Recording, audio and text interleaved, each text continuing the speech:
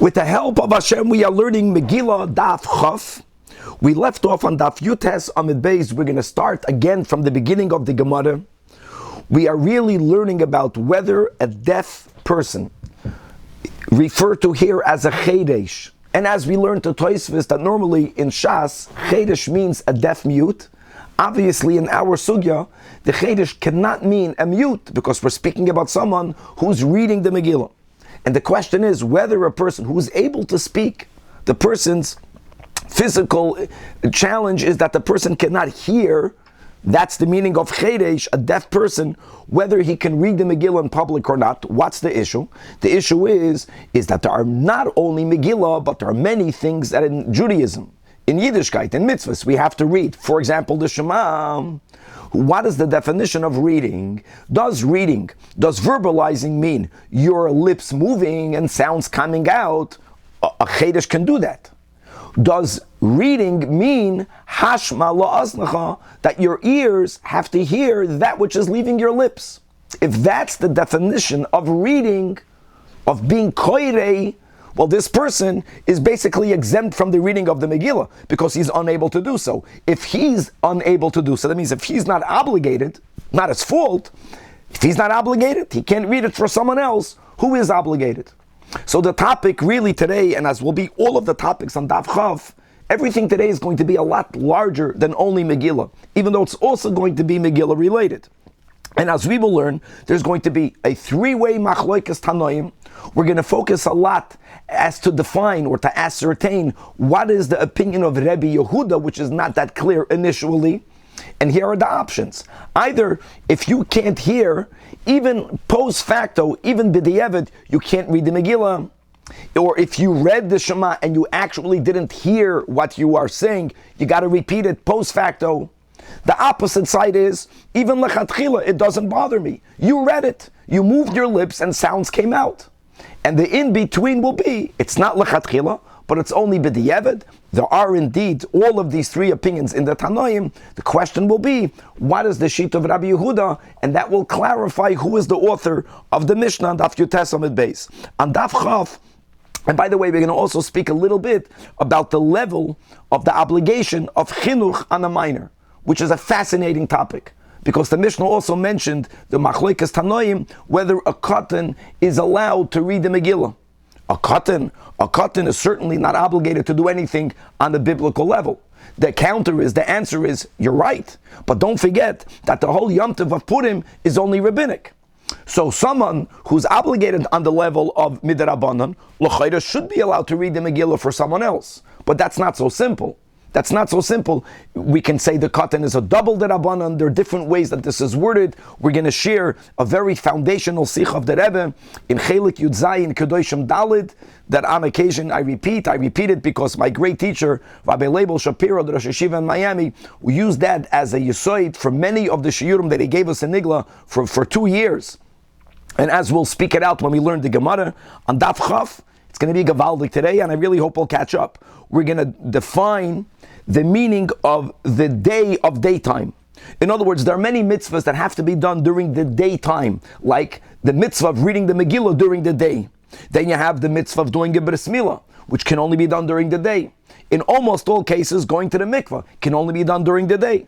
People that are impure on the level, they have corpse tuma, and they have to have, amongst other steps, they have to have the ashes of the paraduma sprinkled on them on the 3rd and on the 7th day. So we're going to clarify from when does the day begin and when does the day end. And that's going to lead us into the next Mishnah, Daf Chaf Amid Beis. That's going to speak about other mitzvahs that have to be performed at night. What's the definition of night? And as we will see that all of the nocturnal mitzvahs, indeed, may be performed midoraisa throughout the entire night. So we're going to learn today a little bit. We're going to touch upon this fuzzy area known as Alois HaShachar, from Alois HaShachar until Nates. We are more familiar because we learned brachas about this Bein Hashmashes time of the day, Safek Yom, Safek Laila, or a time for itself that is like a twilight.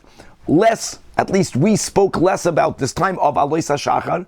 However, we'll interpret it in English, but when the day begins, right, there's sunrise, but then you have this period that according to most opinions is 1 hour and 1/5 of an hour, Zmaniyos, prior to sunrise, that's called the Alois HaShachar, whether you're going to say it's called the crack of dawn, or when the eastern horizon starts to lighten up. What is that? Is that day or is that not day? Are the mitzvahs that one needs to perform during the day, may they be performed then or not? This will be the main big Shas topics of today and much, much more.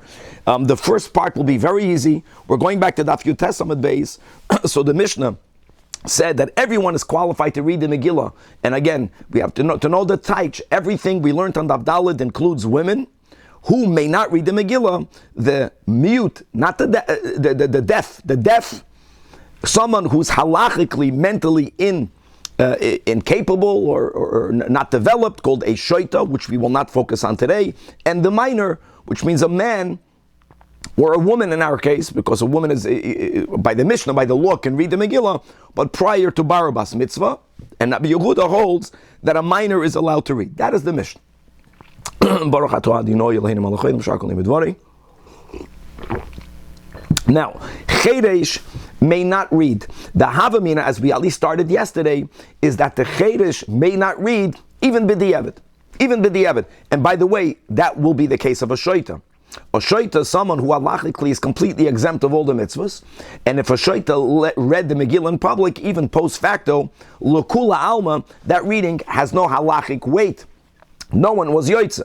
So, based on the premise that the same is by a cheresh, even post facto, is not qualified to read the Megillah. So says the Gemara, man, Tana, cheresh, even the Eved, Namiloi, Amarav Masna, our Mishnah can only be Rabbi Yosi, and not Rabbi Yehuda. The Tnan, this Mishnah is not about Megillah, but we are connecting them, and this connection will remain throughout. HaKoyres HaShema. We have the great mitzvah of reading the Shema twice a day biblically. Someone read the Shema, not only did the lips move, but sounds came out, but the ears of the reader did not hear his own sounds, his own words. So the Tanakama, who we are going to go, is the sheet of Rebbe Yehuda, says Yotza. Now guys, this means, lachatchila, it's not good. If you did it and you heard it, Yotza means b'diavad, or like Dr. Baruch likes using the word, post facto, you're good. Rabbi Yosi holds, even b'diavad lo yotz. Okay, so first of all, there's nothing wrong with establishing that our Mishnah is Rabbi Yosi, right? But the Gemara is going to insist until the end that perhaps our Mishnah is Rabbi Yehuda. Now, when you find such an insistence, so Tosfos, it's second to last, enlightens the whole approach. Tosfos is explaining why will we continuously try to make our Mishnah work according to Rabbi Yehuda, because we paskin like Rabbi Yehuda. And that's another klali hashas that we'll have to spend some time on. Because whenever you learn a sugya, and the Gemara is trying to make a Mishnah or a Braisa Tana, dafka go according to someone's opinion. Was brennt? Like it fits perfectly well if the Mishnah is Rabbi Yosi. There's no problem with that. Because since we know we paskin like Rabbi Yehuda, we prefer for Rabbeinu HaKadosh, for his Stam Mishnah, and don't forget the Tanakama in our Mishnah Stam, it's an anonymous Mishnah to fit with halacha. So let's go. I thought Rabbi Yosi versus Rabbi Yehuda, we paskin like Rabbi Yosi. Danny is very right. Danny's good. So we have to go back to that. In our case, we paskin like Rabbi Yehuda. Danny, you're right. And another thing, when we learned that sugya about who we paskin like, there are many exceptions. Like everything else. Everything has an exception. Okay. And based on the fact that you're learning pshat in our Mishnah, that even the Eved Namiloi, maybe our Mishnah follows Rabbi Yehuda, who is the Tanakama in the Mishnah of the din of reading Shema. And ulechatchila hu daloi. All our Mishnah means is that if you are only able to speak, you can't hear, deaf, don't read it lechatchila. Hadiyavet shapi dami. Our Mishnah can be Rabbi Yehuda. Counters the Gemara now, lois al kadaitach. Because since the Mishnah puts together the cheresh and the shoit and the cotton, because the tani cheresh dumia the shoit of a cotton, and lechora they all are equally not valid, and not shoit of a cotton according to the Tanakama, even the Eved Nami Loi, to make the Mishnah more symmetric, af cheresh the Eved Nami Loi. And the Gemara is insisting, not necessarily true. It would be nicer that way.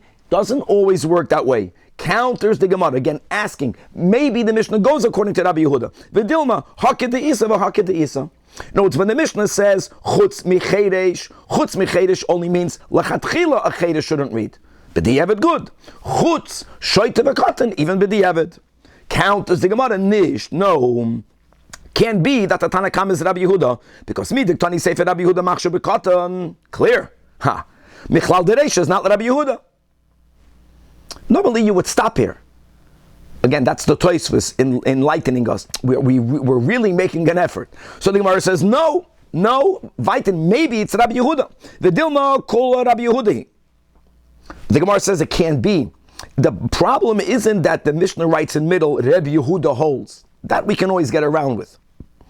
Many times we have that even the Tanakama is the same author, and it's as if it says, because Rabbi Yehuda says. Problem is that they say opposite things. Umidami. Reisha, whoever the author of the Reisha is, writes that a katan is not allowed to read the Megillah. The Sefer writes clearly, Machshir. Can't be Rabbi Yehuda. Weiter, the Gemara says, still, I'll insist, the Dilma Kula Rabbi Yehuda. Narvas, then listen to this. Listen to how we're trying so hard. Utrei gavne katan ktani. Maybe we're speaking about two ages, two stages, halachic statuses of a katan. Let me say it out by heart. You have a concept of a katan that reached the age of chinuch, which is such a phenomenal topic. Very importantly, Rashi over here says that the age of chinuch for a katan in Purim is similar to the age of fasting for Yom Kippur. Not the whole day. If you remember in Yuma, dafke taina shah is for a minor. So Rashi says we're speaking about a minor that's 9 or 10 years old. That's a minor that's called a minor that reached the age of chinuch. Maybe that minor is where Rabbi Yehuda's machshir, and the Reisha, which is also Rabbi Yehuda, is speaking about a minor that did not reach that age. Now let me go a little bit just to share the words of the Rebbe. The question is, even if we're speaking also about a minor that reached the age of chinuch, I'm asking you, upon whom is the chiyuv of chinuch? On the father or on the child? Let me tell you why this question is important. Because there's a rule. I can only do something for you if we share the same level of obligation. And I get it that the whole Purim is only midrabanan. So it doesn't bother me that chinuch is midrabanan. The only chinuch midoraisa is teaching Torah as a specific v'shinamtam levanecha. Okay, fine. But l'chu'ura, the obligation is only on the father. The father is mechuyev to be mechanech his children. So the child, how can you say the child is chayiv? He's a minor. What does it help that he's a giyah, that he's up to that age? And the way the Rebbe frames it, and this becomes a machlekes l'shitosei of Rashi and Tosfos throughout Shas, Rambam and Ravid throughout Shas. Let's focus on Shitas HaRambam, because the Sikha begins Shitas HaRambam regarding a minor that becomes an adult between Pesach Rishon and Pesach Sheni, that the Rambam many times uses the words katan chayiv. I know only midrabanan, but how can you say he's chayiv? And the Nakuda is one of the examples that Rebbe gives, which is which helps us approach it easier, that there's the great mitzvah of Pru Uravu, for example, that we know that the chiyuv of Pru Uravu is on the man. A woman is not mechuyev to have children. Yet, the Ran writes that if she chooses to have children, it's not only that she's doing a mitzvah, she is fulfilling the mitzvah of Pru Uravu. But God didn't command her. How can she be fulfilling the mitzvah rabbah of Pru Uravu? And the answer is, because since God gave the man a mitzvah of Pru Uravu, and the only way he can do it is with his wife, so even though she's not mechuyev on the level that if she won't do it, she won't be punished for not having children, she did not lift up her hands from her obligation, but when she opts in, we can say the words that she's part of the mitzvah. Ad kedei kach, that when she does it, she gets the mitzvah rabbah of Pru Uravu. And that's the big topic of machshirei mitzvah. How much chashivus do you imbue in machshirei mitzvah? As we learned in the Shabbos, Daf Kuf Lamed, right? Rabbi Eliezer de Mila. In other words, since you can't do a bris milah without having a knife, so could you say that there is a chiyuv to prepare the knife? And if that would be the case, so then that preparing of the knife is also doiches Shabbos. That's the machlekes Tanoim over there. Since a father can only be mechanech his son if he has a son, so we view the son as the machshir of the mitzvah for the father. And therefore the chashivus of the mitzvah gets carried over to the son. Thus, Shitas Rambam holds the son is chayiv. And that will explain this entire sugya. So when you have a son that reaches the age of chinuch, lechatchila, the chayiv is only on the father. But since the father can only fulfill it when his son does the mitzvah, so when the son does the mitzvah, you can say that the son is fulfilling a mitzvah midrabanan. And therefore, that's Rabbi Yehuda and the Seifa. He can be moitzi everyone else in the room whose chiv is also only midrabanan, but so is the kattans. Let's go weiter. Now, v'chsuri mechzer v'chiktani hakol k'sheidem likras esam Megillah chutz mechere shoyte v'katan b'met v'aram amurim v'katan shlegia lechinuch. According to Rashi, under age 9 or under the age 10, there is a little bit of a leeway which depends on the maturity of the child. Aval v'katan shlegia lechinuch. And since the father is mechuyev to be mechanechim, therefore it's shayach to say that he's included in the chiyuv midrabanan. So afilu lechatchila. And as the Mishnah then says, Rabbi Yehuda machsher b'katan. What will be the advantage against Tosfos? At least the Rebbe, the Mishnah, will follow the halacha, which is Shitas Rabbi Yehuda. Gemara says it can be. How are we getting a woman in here, though, at this point? We're not getting just the word hakoil. Forget about it. A cherish, meaning, okay, it's machsher a katan. Okay, now what? How do we see that? No, because Rabbi Yehuda holds, Danny. Rabbi Yehuda holds that on a b'diavad level, if I read the Shema but I didn't hear what I said, I'm yoitza. And therefore, since on a b'diavad level it's okay, when the Mishnah writes for the Mishnah to be Rabbi Yehuda, when the Mishnah writes that everyone is kosher to read the Megillah chutz, let's just focus now on the cheresh, it only means chutz mecheresh lechatchila. But b'diavad the cheresh can read. So at Khan we have two shitas. One shita is that it's a cheresh, even though he doesn't hear, is kosher b'diavad. That will be the shita of Rabbi Yehuda. Or we have the shita of Rabbi Yossi that holds that even on a b'diavad level it's not good. Continues the Gemara, but my yokim take Rabbi Yehuda and udiavad. Udiavad means that on a b'diavad level, even the cheresh Danny will be good. Not the woman. The hakoil is the woman. We're focusing on the cheresh. Now we have a problem. If that's the case, Eloha the Tani. We have a brayse that quotes Rabbi Yehuda bereid the Rab Shimon ben Pazi. Cheresh hamedaber ve'eno shemea. The unusual cheresh, only deaf. It's amazing, Chevra. We're speaking about separating truma.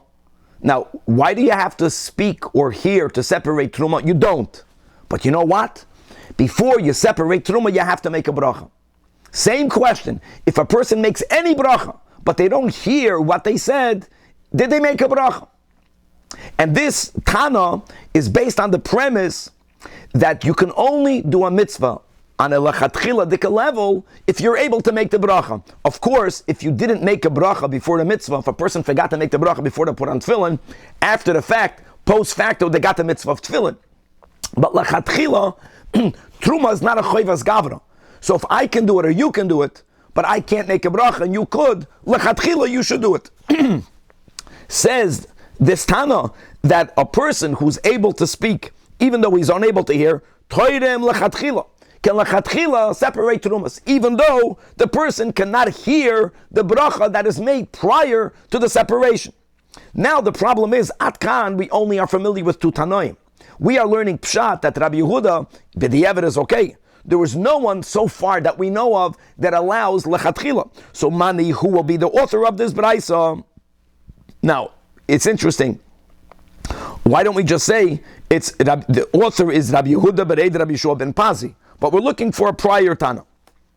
Rabbi Yehuda di'evedin, but even Rabbi Yehuda holds that lechatchila not. If it's Rabbi Yossi di'eved namiloi. And what are we trying to get at? We're trying to prove, therefore, that Rabbi Yehuda holds that even lechatchila, even though you can't hear, you can read the Shema, you can make a bracha, you can read the Shema, and if that will be the case, our Mishnah cannot be Rabbi Yehuda, because our Mishnah, right, Danny, is definitely saying at least lechatchila chutz mecheresh. So what will the answer be? That the author is Rabbi Yehuda. And va'afilo lechatchila, what Rabbi Yehuda holds that lechatchila you can say the Shema. Why is the mission that we quoted formulated if you read the Shema, whether you yoitz or not? But again, Rabbi Yehuda holds you can do it lechatchila. If that would be the case, Vaited, I'll have another Braisa whose author will be question marked.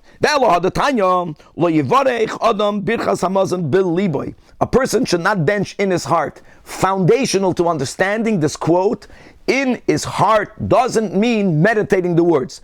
In his heart means exactly what we are talking about now. You're moving your lips, sounds are coming out, but it's so low, or there's so much noise in the airplane that it's not reaching your ears.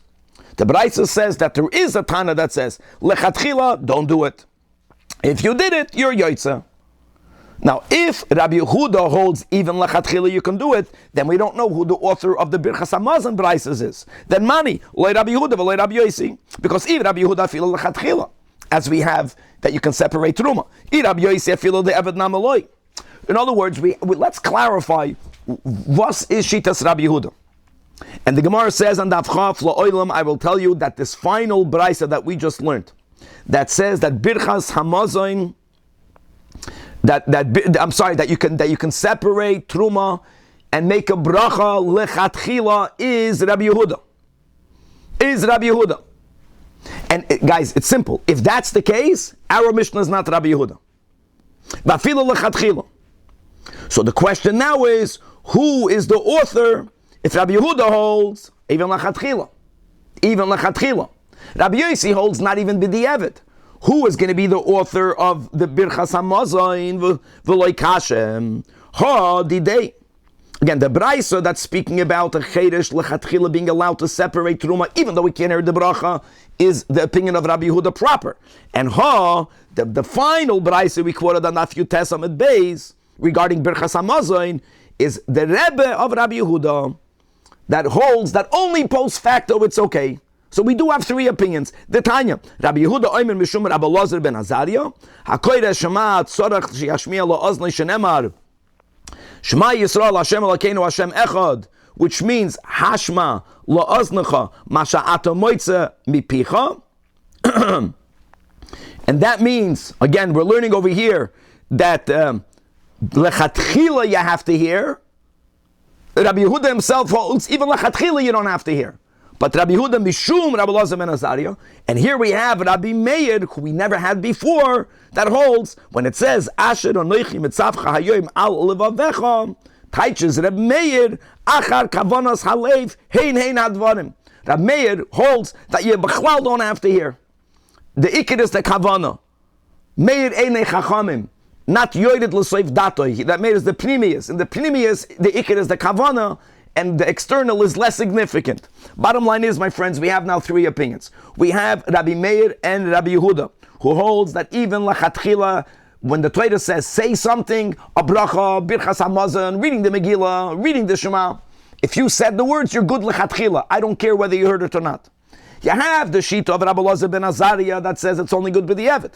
And you have the opinion of Rabbi Yosi that holds even b'di'evet it's not good. And again, our Mishnah will not be Rabbi Yehuda. Because Rabbi Yehuda holds that a chachedish can read lechatchila.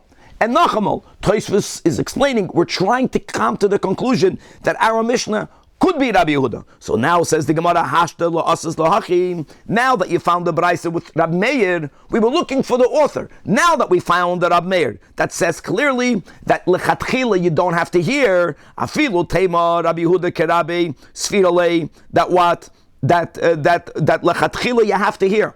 And therefore the Mishnah is Rabbi Yehuda. The Mishnah could be Rabbi Yehuda. The Tani Yehuda bereid Rabbi Shimon ben Pazi. That what? That even a person, a chedish, can lechatchila separate truma, even though they can't read the bracha, even lechatchila, that follows Rab Meir. In conclusion, we would prefer for Rabbi Yehuda to follow the shita of his Rebbe, allowing us to say that our Mishnah is shitas Rabbi Yehuda, that holds that lechatchila you should hear what you say, but b'di'evet it's okay, even though you did not. Next, Rabbi Yehuda machshir b'kot. Yes, quick. Someone who cannot separate truma because Can someone say the bracha for the teruma and the guy separates it? Obviously not. Obviously not. Whoever says the bracha should separate it. And Kevan, there's no doubt also that if someone b'chlal didn't make a bracha, their separation is 1,000% valid. But they did a mitzvah without making a bracha prior. That's the whole topic we had regarding birchas ha-mitzvahs. Let's go weiter. Rabbi Yehuda machshir b'katan. So now, Amar Rabbi Yehuda himself says a story to validate his opinion. Katan o yisi, when I was pre-bar mitzvah. Obviously, l'shitas Rashi, he was over 9 or 10. Ukeresiha, I read the Megillah, Lamayla med Abtarfin. I read it for Abtarfin and the other elders in Lud. Isn't that great? In other words, I'm not a das yachid. All of the chevra listened to my Megillah reading. You know what they told him? Listen to this. Amru loy, ein meviin Raya and Observation. How great is that? How do we know that this happened? No one is saying Rabbi Yehuda is not saying the truth. But when was Rabbi Yehuda present to be aware that he, a minor, read the Megillah for adults? When he was there, he was a minor. So that's a big topic. Can someone who had an experience when they were a minor, can someone who witnessed something when they were a minor, can they testify it while they become adults? And that should have the halachic weight of us saying we have to take it into account. Do we rely halachically on the observations of a minor? And they told him, no, we don't. So therefore, your story, halachically, cannot be brought to the table. Similarly, Tanya Amar Rebbe had the same experience. Katan o Yisi, when I was a minor, Ukedesiya, and I read the Megillah, Lamayla mit Rabbi Yehuda. And it was okay. Now here, there's a double reason why that really cannot be brought into the conversation. Because in front of whom did he read the Megillah? In front of Rabbi Yehuda, Yashikoyach. Rabbi Yehuda is the one that said it's okay. So Amrullah, Emivianayim and Amatir. Just because we know Rabbi Yehuda is matir, so you read it in front of Rabbi Yehuda doesn't add anything. Asks the Gemara, why didn't they say what they said above? Which is also a great halachic point. So indeed, the Gemara says, they told Rabbi Yehuda both points. Number one, katan ayisa. And therefore, again, halacha does not attach any credence to a observation that was made by a minor. And number two, even afilu gadol ayisa, still, Emivianayim and Amatir. In other words, if there would have been another minor, you would have been bar mitzvah. And so what? Rabbi Yehuda would not protest, but that doesn't weigh whether we paskin that way or not. Next Mishnah. Rabbi, why can't you say that Tarfin holds the same way? We didn't have to do that. We didn't even have to do that. I think the more Tanoim hold the same way, the more credence it gives to that opinion. I think we're trying to isolate by saying it's only Shitas Das Yachid. What would be the difference between Raya and Observation? No, Raya means a proof. Min hakoten, the word observation is connected to the words min hakoten. You can't bring a halachic proof, or you cannot give credence to the observation of a minor. Guys, there's some chachamim there is not. No. If those chachamim would have testified, it would have had a lot more weight. The only one testifying was the one who's saying in his testimony that I did it when I was a minor. That means he was saying he was a minor then. Okay. No, Zakir, if they were looking to be matted, they would find someone who was an adult while that happened. Okay, says the next Mishnah. The next Mishnah, like on Amud Aleph and Amud Beis, like we mentioned in the introduction, we are.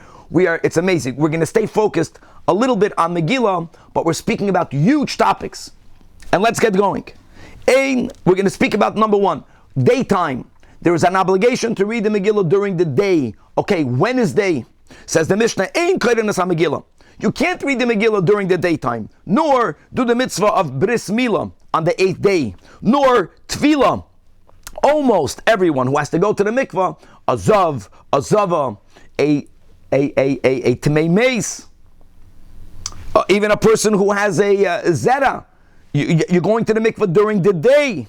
V'loi mazin, sprinkling the ashes on someone who became pure from corpse tum on the 3rd and the 7th days. Similarly, prior to the way we observe Taras HaMishpacha nowadays, going back to the Ikir Dinei Torah, if a woman has a Re'iyah during the 11 days following the 7 days of Nida, one day only makes her Tameh, and she only has to count one clean day. Even 2 consecutive days only makes her keep one clean day. She goes to the mikvah during that clean day, loy titpol, she should not go to the mikvah, and all of the above, at chevra shetonei tzachama, until the rising of the sun. Now there's such an important Rashi. Now guys, we're not learning Shulchan Aruch here, but we're so lucky to be learning this in the beginnings of everything. Rashi says, at shetonei tzachama, guys, the emphasis here is not after Alois HaShachar. Why? Sheyotza misafek laila. This Rashi is very much quoted. Rashi considers the time between Alois and Nates as a time of safek. Almost sounding like it's like Bein Hashmashas. Very few people heard these words before. We don't paskin this way, but we're learning Rashi. Now, the Mishnah itself says, V'kula sha'asu misha'ol amud hashachar, that if Amud HaShachar, let's touch, if from when the rays of the sun is beginning to lighten the eastern horizon, or let me say other words, let's go with those who say that Alois HaShachar is 1 hour and 1/5 of an hour Shazmaniyos prior to Neitz HaChama. If it was done post facto, then it's kosher. Says Rashi, the Kulan Sha'asu, the Ma'alois HaShachar, now it sounds otherwise. Yemamahu. Really, if we would know when Alois HaShachar is, it's really day. But, Aval Afisha Ein HaKoil B'Kiyim Boy, not everyone knows when it is. So now Rashi is explaining himself. It's not that there is a halachic suffix. How do you classify from Alois until Nates? There is no halachic suffix. Theoretically, day begins from Alois. But we don't know where to put the finger on Alois. You want to be certain that you got it right when Nates, when the sun begins to come up, now you are in the day. So holds Rashi. But again, it's important that Rashi uses the word suffix. That's very significant in the discussion amongst the Rishonim. But let's go learning. Now the Gemara, it's going to be very much like a daf and kachim, because we're going to be focusing primarily on sources in scripture to every one of these cases. And it's very simple. So Minalan goes on the first one, Megillah. Notes, how do you know that Megillah has to be read during the daytime of the day? The Amar Kra, where it says, V'hayamim, these days, 14th and 15th, should be remembered and celebrated or commemorated. Hayom means Bayoimim Balayla Loy. So the Gemara makes an interruption. Did we not, learn above that the Lema to have a tiyufta that Rabbi Shua ben Levi, the Amar Rabbi Shua ben Levi Chayv Adam Likres Megillah Balayla, and again to repeat it during the day? So you're making it sound that there is no obligation of the night. So answers the Gemara that our topic is only referring to the daytime obligation. Ki katani ad diyoim. Yes, there is another obligation for the night. And again, that there are some of them achronim who actually hold that the obligation of reading the Megillah at night came after the time of the Mishnah. And you have to just know how to teach the Gemara a little bit differently. Others who hold that even during the times of the Mishnah there was an obligation to read the Megillah at night, then it's easier to read the Shtikl Gemara. And as we spoke at when we began this Masechta, if there was an obligation to read the Megillah at night, the whole issue was what upside, what benefit did you give to the villagers by allowing them to read the Megillah, advancing it to the Yom HaKnisa, to the day of assembly. Well, they only assembled during the day. That was the issue we had over there. Okay, let's go back over here. Notice we are focusing on the daytime reading. Next, V'loi Molen. Dichsiv, Parshas Tazria, Ubayoim Hashmini Yimol. Clear, Ubayoim Hashmini, by the day. Says Toisvis. Very important. Guys, second to last Toisvis, we're going to scoot down, it's getting late, but it's very important this. If we are saying that the mitzvah only begins during the day, Kivin the Mila Eino Balayla, that should make Mila automatically into a mitzvah Sasei Shazman Gerama, following the rule we have in the Mishnah and Kedushin. Automatically, Shaham Nashim Poitreis Mimena, a woman should be exempt. So why, Frek Toises, Frek Raharav Ephraim, why do we have in Kedushin a special limud from the word Oisoi to exclude women from the obligation of circumcising their sons? Why would this not fall in the greater category of time-bound mitzvahs if the obligation would be also at night? The fact that in the first 7 days there is no obligation, that does not make Bris Milah a time-bound mitzvah. Very important. In other words, if the chalois begins from the 8th day, but from the 8th day it goes straight, that's called a not time-bound mitzvah. Even though for the first 7 days there's no obligation. But even from when there is an obligation, it's only during the day, not during the night, right? Like tzitzis, only during the day, not during the night. Like we nowadays, tefillin, only during the day, not during the night, or not during Shabbos, not during Yom Tov. That's a bona fide mitzvah sasei shazman gerama. I want to ask an interesting question. Who knows how many mitzvahs from the Taryag mitzvahs are considered mitzvah sasei shazman gerama that women are exempt from? Because, then we have Shama v'zacha b'dibur echad, so they are included in Shabbos. You have whoever's obligated to not eating chametz has to eat matzah. What's the total number of positive commandments that women are halachically exempt from? Who knows the answer? 14 mitzvahs. From the whole Taryag, I just read this, and the Arizal says that the lechatchila dika twice a day bedika during the Shivas Nikiyim, which means aside of the hefsek tara, a woman makes 14 bedikas. That is to compensate for the 14 mitzvahs that they are not mechuyev to keep. Interesting. Let's go back to it over here. So guys, this is a topic that's a mountain. So one answer, Tosfos here says that what? That we would have thought that since Bris Milah is a positive commandment that carries the penalty of Kares, makes it unique. And if not for the special oisoi, we would not have excluded women. There's so many answers on this question. At least we learn one answer here from Harab Rab Ephraim. As we know, there's only the beginning of Krisus. There's only 2 positive commandments which carry the penalty of Kares. Which means, according to Harab Rab Ephraim, according to this answer, let me go back to matzah. Women should be obligated to eat matzah, not because misha yeshnoi in loiseichlu chametz yeshnoi in eating matzah. That will be a question on this answer of the Rishon, because there's a Kares weight. Let's go back in the Gemara. V'loi toivlin, not tefillah, not hazah, says the Gemara d'chsiv in Parshas Chukas, v'hiza hatoir ala tamei bayoim hashvi'i. So now v'iskash tefillah lahazah. No, just like tefillah, it says bayoim. No, it's sprinkling is bayoim. And there we speak about toiveling, so we know that's both tefillah and hazah is bayoim. Now there are exceptions. Very few. One exception of tefillah balayla is a nida, and that's the amazing chumrah of Bnei Yisrael shechmiru al atzman. That it's a paradox, because on one hand, women today keep Shivas Nikiyim. Shivas Nikiyim is only connected to zivus. A zava gedoyla goes to the mikveh during the day on the 7th day. The nida is the exception, that she goes to the mikveh dafka at night after the 7 days of nida. But a nida never needs Shivas Nikiyim. A nida doesn't even need 1 full day of nikiyus. Let's go weiter over here. So the Gemara says, Pshita,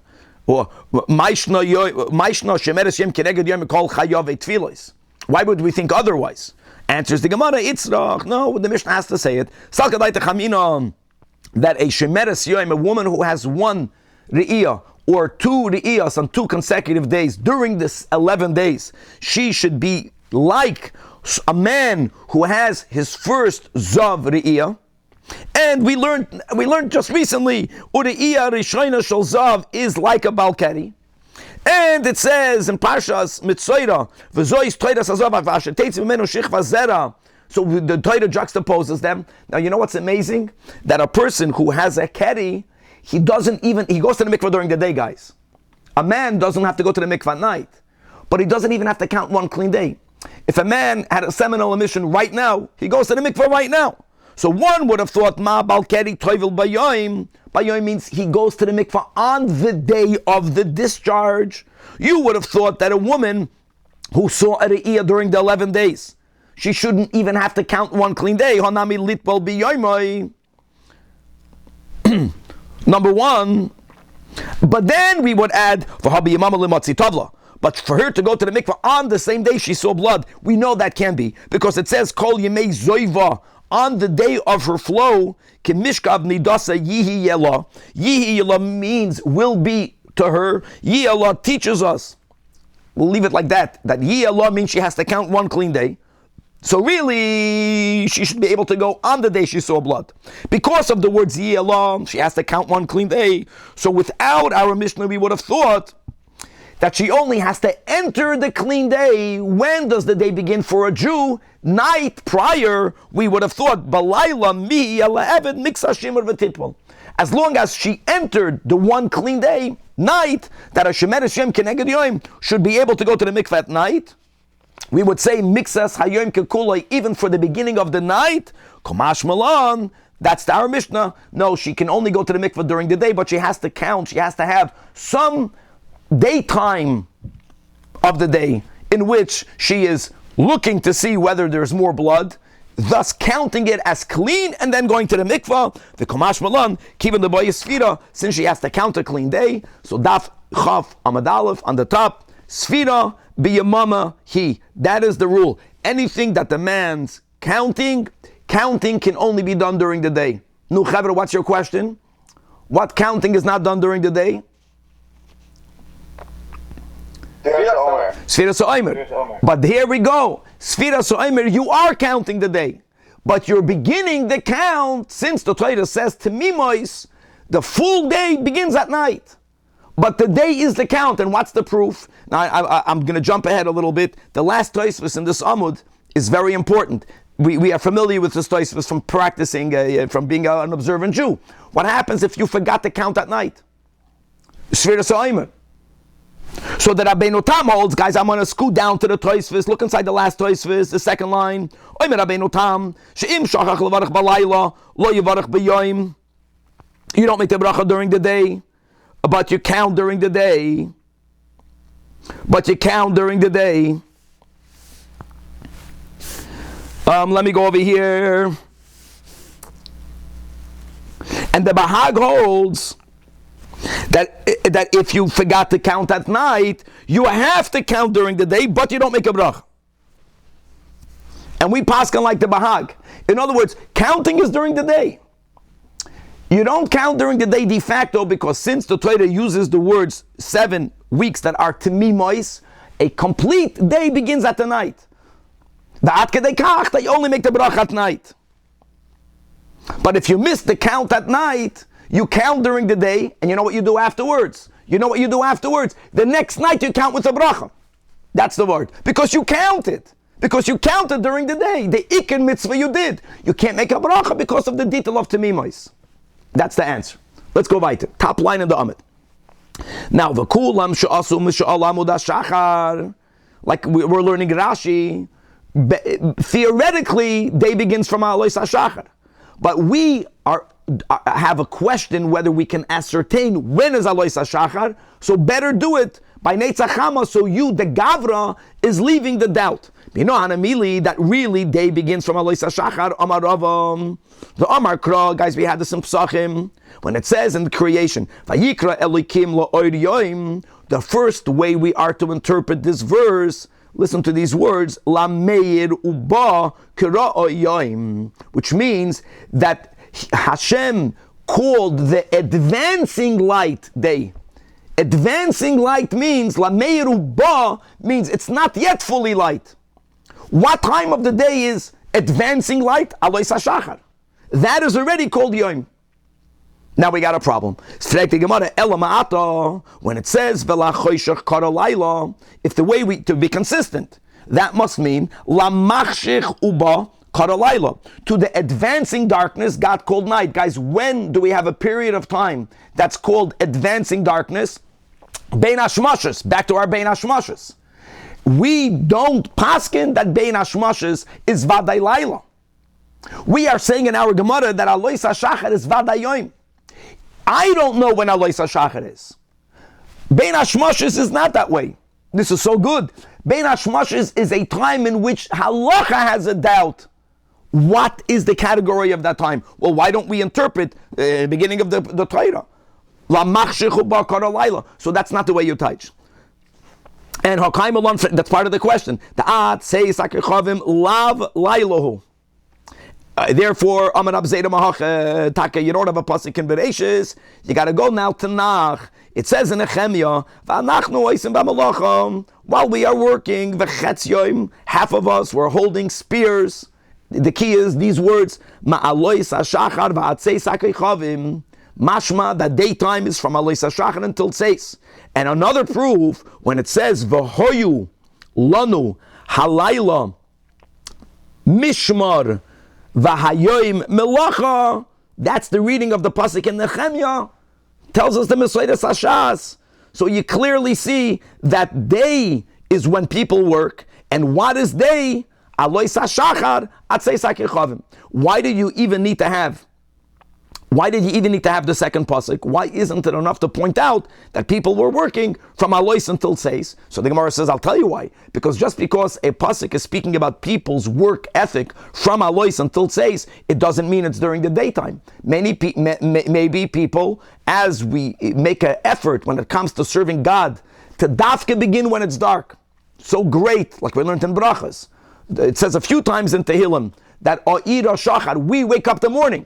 No, just because people work from Alois HaShachar until Tzeis is not an araya that it's called halachic day. So my v'oimet, because v'chi teimim mish'ol HaShachar is not called Yamama. Why did people work? U'mechi arva shimsholai and mechi arva shemsho. Maybe from sunset. Sunset is before Tzeis. Sunset begins the Ben Hashmoshes, is already considered night. In Nehemiah, he's writing a fact. Ve'inu mekadmei umachashchei, that these are people that began their work before it got day. They worked into the night. That's why we needed to have the other proof from there, the Hemshech and Nehemiah, where it says V'hoyu lanu halayla mishmar v'hayoim melacha, to point out that work is only during the day. Serving God is by day and by night. But if work is only by day, and the pasuk says that when did they work from Alois until Tzeis, that is where we have clarity to these dinim. Now, I just want to, there's so much to talk about, but now that we mentioned... I worked in a place where it said, May Alois HaShachar atzei saneshama. Very good, Samach. But I want to say like this, that for certain dinim in the Torah, the day actually ends by sunset. Speaking about Hilchas Nida, just to remember that. That for Hilchas Nida, Taka, we don't go from Alois until Tzeis, we go from Nates until Shkia. When it comes to all of the dinim of an oina, when does the oina go? The oina of the day, it has everything to do, like even if you're counting, we count 5 days minimum before we make a hefsek tara. So what is considered the day? Like what happens if a woman gets her period Shabbos afternoon after Shkia before Tzeis? Is it Sunday or is it Shabbos? She has a short period. Theoretically, she can make it already on Wednesday. But for that, you have to count Shabbos, Sunday, Monday, Tuesday, Wednesday. Still Shabbos. So you have to know. So the din is that if she had her period before Tzeis, but if she had it after Shkia, it's considered Sunday. For the dinim of Taras HaMishpacha, the daytime, the nighttime doesn't follow the system. And there's always exceptions, which makes this so exciting. Okay. Right, for Shos Manios, when we calculate how you get to 12, you do from sunrise to sunset, no? So that's the big machlokes bekitzer Reb Shuki between the Gra and the Magen Avram. That is the machlokes between the Magen Avram and the Gra. That's why everyone who has a luach, exactly. Do you count 12 hours from Alois until Tzeis? Exactly. Or do you count it? That's the argument. And that's our Gemara is such a foundational part of that sugya. Rabbi, it seems like everyone here says that Tzeis is night. Yes, right? Yes. But aren't there some opinions that say after Shkia it's already considered nighttime? No, so you have the other Rabbeinu Tam. So Danny, that's the other big topic that we have the two Tosfos that we speak out.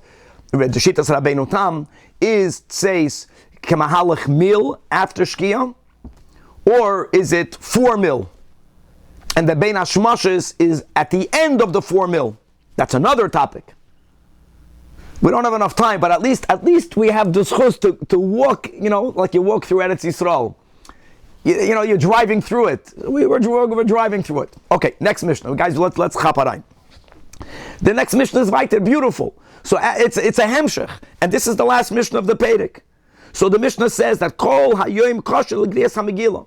And that's such a big statement, because like Rashi reminds us, there is a rule called Zrizin Magdim Mitzvahs. And no one is taking that away. So a Bris Milah, ideally, by Bris Milah there's the other topic of B'roiv Hadras Melech, but you have a mitzvah, do it, the sooner the better. Be a Zaris. But that's a separate din. Whenever there is an obligation to be done during the day means any time during the day that we mentioned. So that goes to reading of the Megillah. We go Meftzayim proudly. We go Meftzayim with Megillah until the end of the day.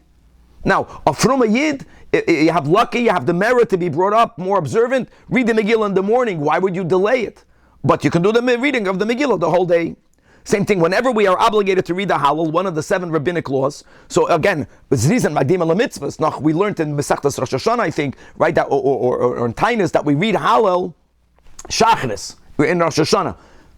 Shofar went with Musaf. Hallel goes with Shachris. But if I didn't read it in Shachris, the whole day, Tkiyah Shofar, the whole day, Netilas Lulav, the ganze Tag, Letfilas Musafin, similarly, the actual carbon Musaf itself, the whole day.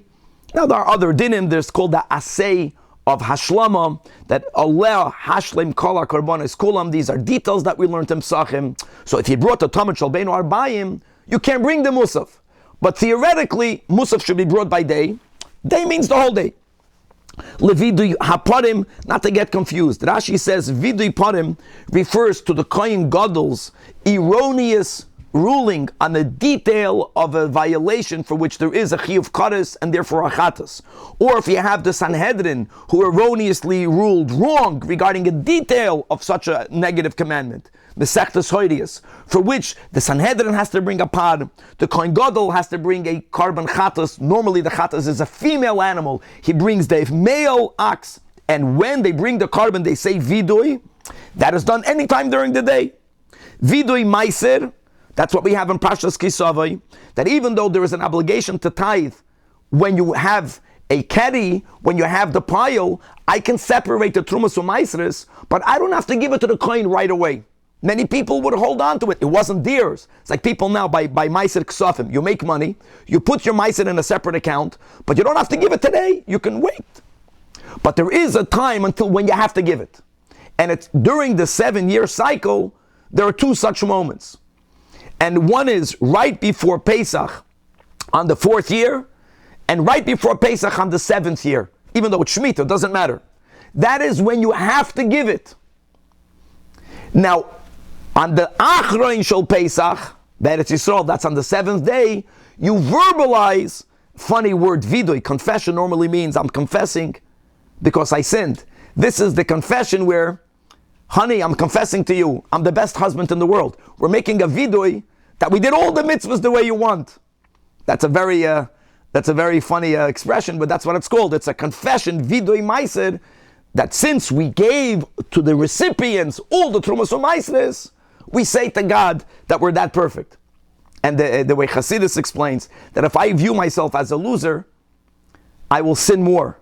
I have to see myself in a positive light, that I am perfect. If I am perfect, then my failings will be something that I'll try to rectify, that I'll have the confidence that I could rectify. Weiter. Levida Yom HaKippurim.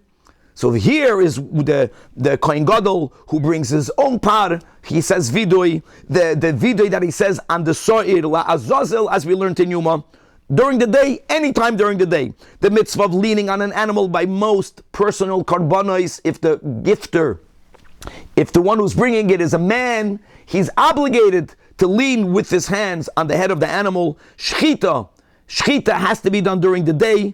And by the way, shchita, we're speaking about kachim. Shchita of kachim, the chiddush of shchita is because shchita ksheira bezar. But it's still considered the avoida, which has to be done by day. Tenufa is those parts of kachim that have to be waved anytime during the day.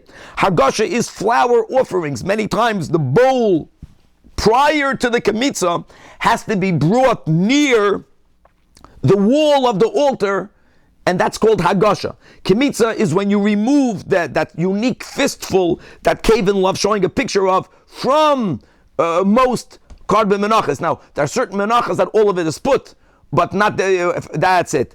Ula haktara, and the burning of the kemitz on the mizbeach. Lemelika is the unique way that you shecht the bird. Karbana is called melika with a nail. V'chulei lekabala is the receiving of the blood. Lahazoya is the blood that has to be sprinkled or poured on the walls or on the top parts by a chatas animal of the mizbeach. Lahashkoya soita, the whole ceremony of a soita. The arifas or egla, if there's a person who's found murdered outside a city, if we don't know who the murderer is, then the closest city has to bring a egla arufa. Ula taharas hametzaira, this is the opening part of Parshas Metzaira, the whole thing with the two birds, etc. All of that is any time during the day, period. And similarly, kol halayla, the mitzvahs that are nocturnal mitzvahs. For example, the cutting of the omer, which should be done night prior.